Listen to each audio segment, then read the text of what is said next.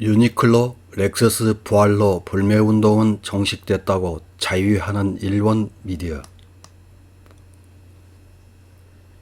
일본 미디어에서는 대한민국 국민들의 불매운동을 조롱하는 기사를 지속적으로 보도하면서 자신들의 불안한 처지를 자유합니다.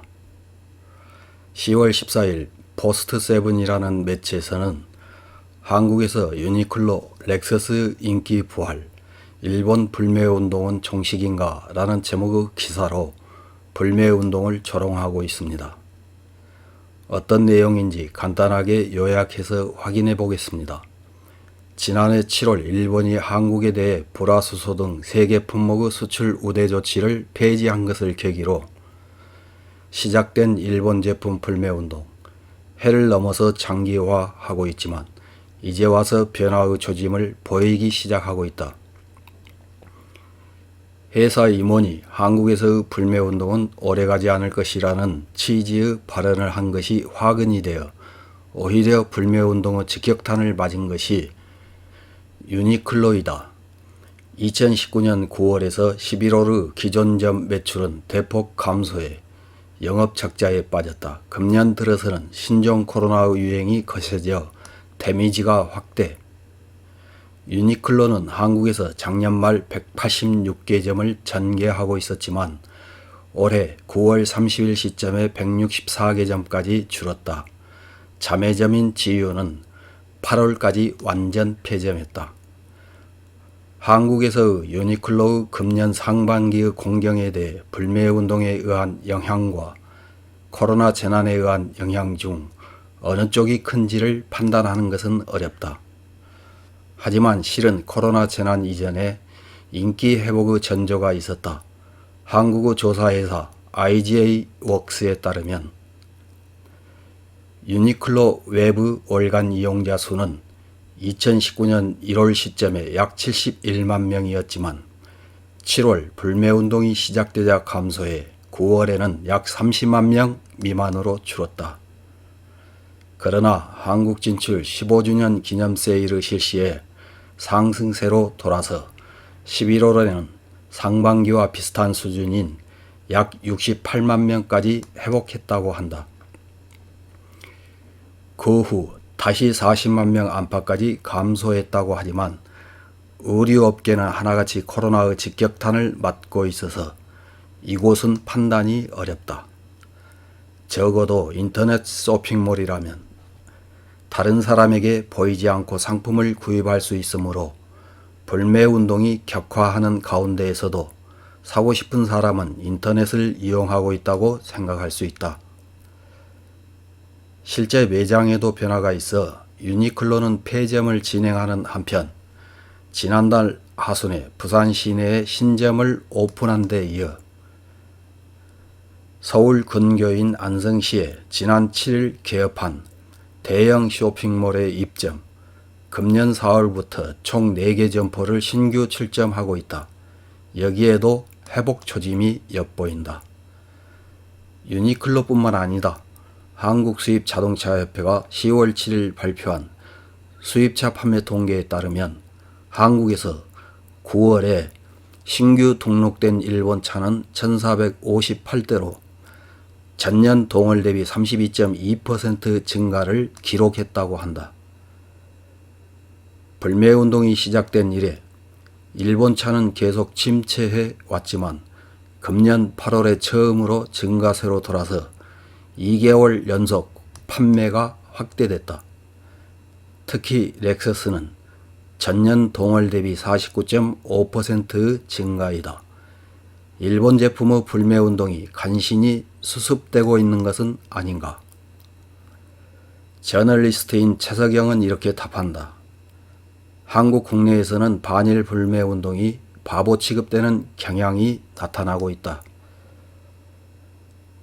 플레이스테이션 5의 예약 판매분이 즉시 매진된 것 외에도 닌텐도 스위치가 대히트하고 있어 비판하는 목소리도 있지만 구입하는 사람은 갖고 싶은 것을 사는 게 뭐가 나쁘냐고 정색하고 비판하는 사람을 반대로 놀리기도 한다. 한국의 젊은이를 함락시켰으니 이 두 게임기는 위대하다. 토요타의 렉서스도 원래 한국에서의 브랜드 파워는 절대적이었다. 실제로 한국의 고관도 렉서스를 소유하고 있다는 것이 보도되고 있다. 원래 작년의 불매운동이 이상한 것이다. 감정적인 분위기에서 일본 제품 불매운동이 시작되었지만 결국 불화수소 등 세계 품목의 수입은 되고 있고 산업에는 영향이 없어서 냉정해지고 있는 것이라고 생각한다. 단 불매운동이 진정됐다고 해도 대립의 발단이 된 전 강제징용공의 문제는 전혀 해결되지 않는다. 일본 외무성 간부는 한국 측이 압류한 일본 기업의 자산을 매각하지 않겠다는 한국 정부 확약이 없으면 한국이 개최하려는 한중일 정상회담에 스가 요시히데 수상은 참석하지 않겠다는 인식을 보여주고 있다. 아직 예단은 허용되지 않는다. 불매운동이 종식되기를 바라는 듯한 기사를 본 일본 네티즌들은 어떤 댓글을 달았는지 몇 개 확인해보고 마치겠습니다. 첫 번째 댓글입니다. 조금 자신들에게 불리해진다고 그렇게 쉽게 일본 제품 불매운동을 그만두면 곤란합니다. 할 바에는 철저하게 하지요. 그야말로 일본이나 한국 어느 한쪽이 쓰러질 때까지. 뭐 얄팍한 산업 구조밖에 없는 한국에 일본이 질 것이라고는 생각하지 않습니다만. 다음 댓글입니다. 뭔가 분위기뿐인 기사네요. 정말 불매운동 종식인지 아닌지 전혀 알 수 없는 기사, 수치적인 뒷받침이 전혀 없다. 근거도 게임기가 팔리고 있으니, 유니클로의 새로운 매장이 생겼으니 이런 것만으로는 신빙성이 희박하다. 불매운동이 끝났다고 다른 미디어에서도 정보가 나오지 않으면 신용할 수 없다.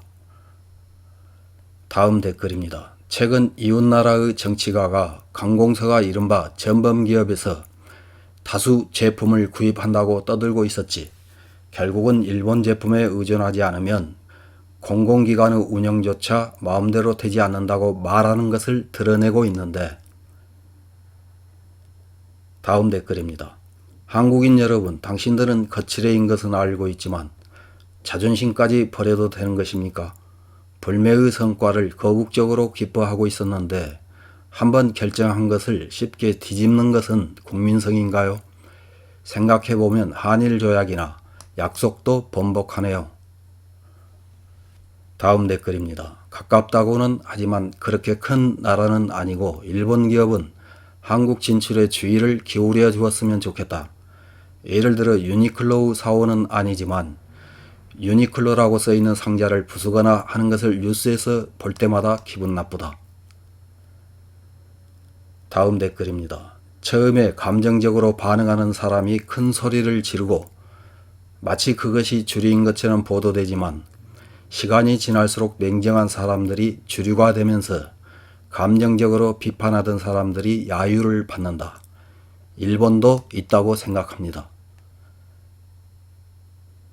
다음 댓글입니다. 보복은 아니지만 나는 한국 제품을 구입한 적이 없다.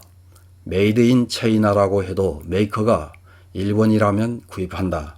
한국산 제품은 믿을 수 없고 건면과 김도 좋아하지 않는다. 라면은 대만 라면을 좋아한다. 스마트폰에서도 한국 업체는 피하네요. 아무래도 제품에 대해 신뢰할 수 없다. 한국산인 것만으로 신용을 상실하고 있다. 다음 댓글입니다. 한국의 여러분, 지금이 버틸 때야. 지속은 힘이다. 모처럼 GU도 닛산도 몰아냈잖아. 일본 기업의 마지막 한 회사가 한국에서 철수하는 그날까지 열심히 불매운동을 계속하자. 나도 최선을 다해 응원할게. 이상입니다.